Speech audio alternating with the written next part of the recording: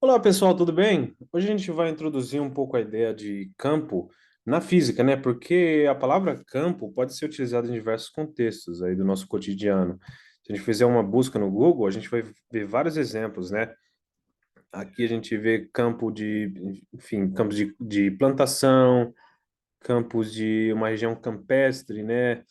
Campo de futebol, a gente pode pensar em campo de golfe, para esportes em geral, né?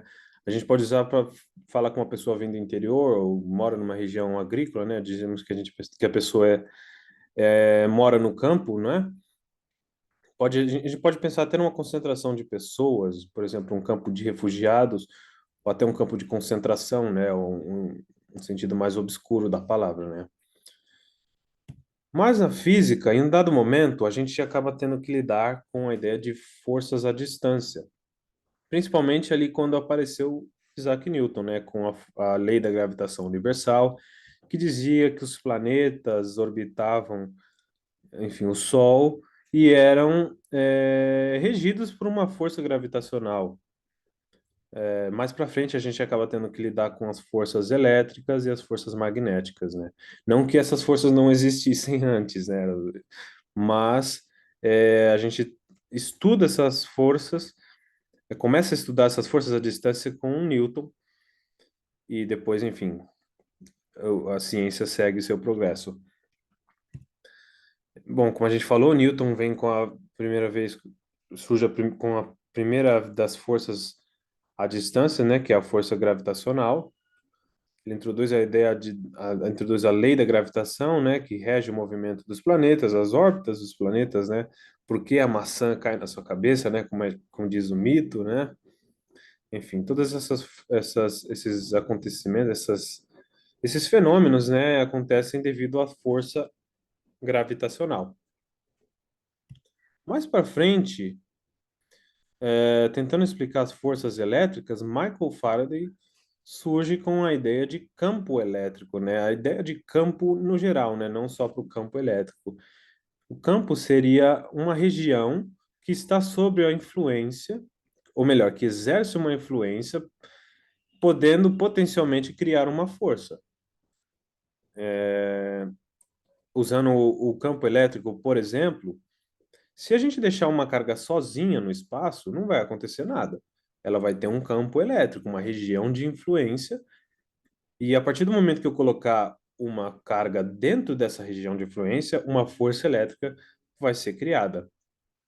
A mesma coisa com a força gravitacional. A gente pode ter o Sol, imagina que o Sol está sozinho no espaço. A partir do momento que a gente coloca um planeta em volta, um cometa ou alguma coisa, uma força gravitacional vai ser criada. O campo gravitacional vai estar ali o tempo todo, independente se existe um planeta em volta ou não. Mas a força gravitacional só vai existir a partir do momento que uma massa é colocada nessa região que compreende o campo gravitacional. Mesma coisa no campo elétrico e do campo magnético.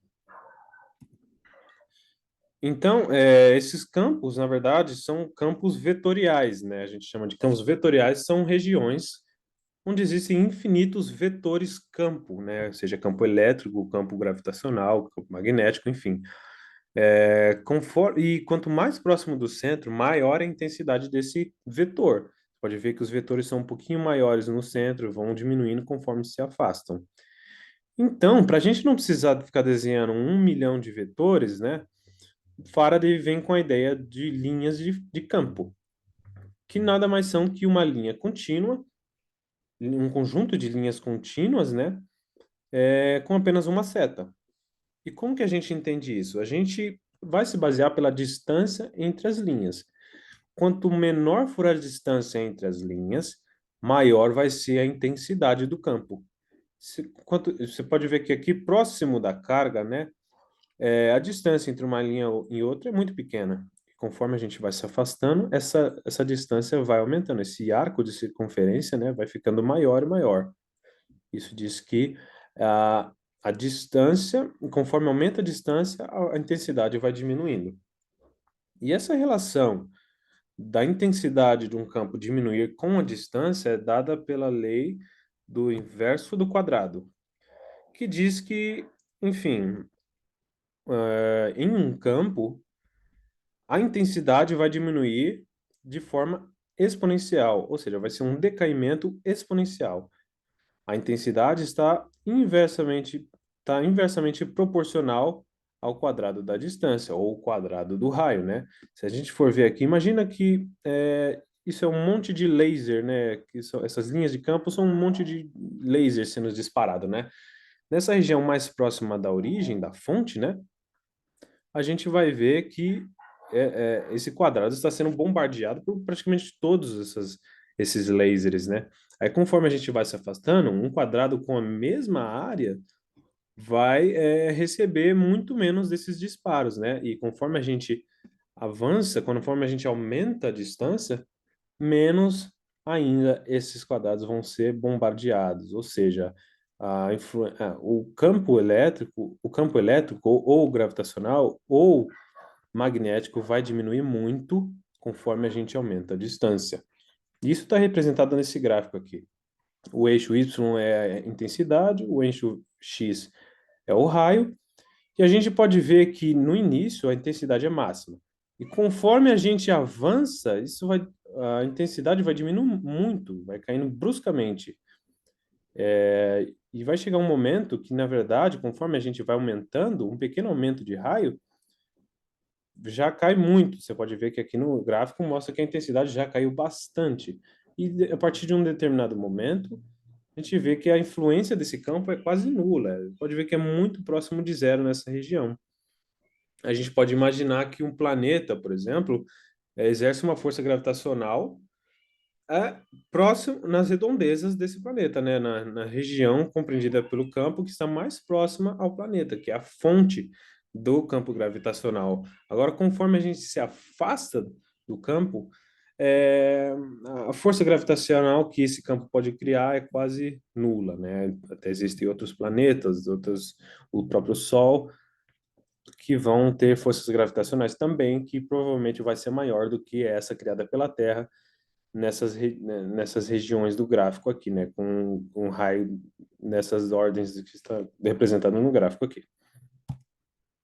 E aqui a gente tem alguns exemplos, né, de onde essas forças, onde o conceito de campo é aplicado. Por exemplo, na lei de Coulomb, a força coulombiana, né, e a força gravitacional. Você pode ver que essas duas equações são muito parecidas, muito parecidas.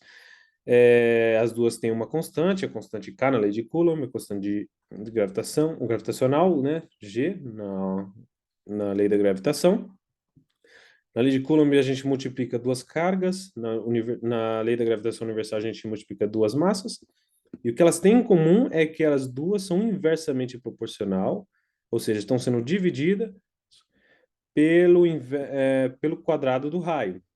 Ou seja, está tendo um decaimento exponencial, como a gente viu nesse gráfico anterior aqui. E essas são apenas duas, né, das aplicações. Enfim, para as forças gravitacional, elétrica, e também pode ser aplicado para o campo magnético e muitos outros. E a gente pode ver várias outras aplicações na tecnologia.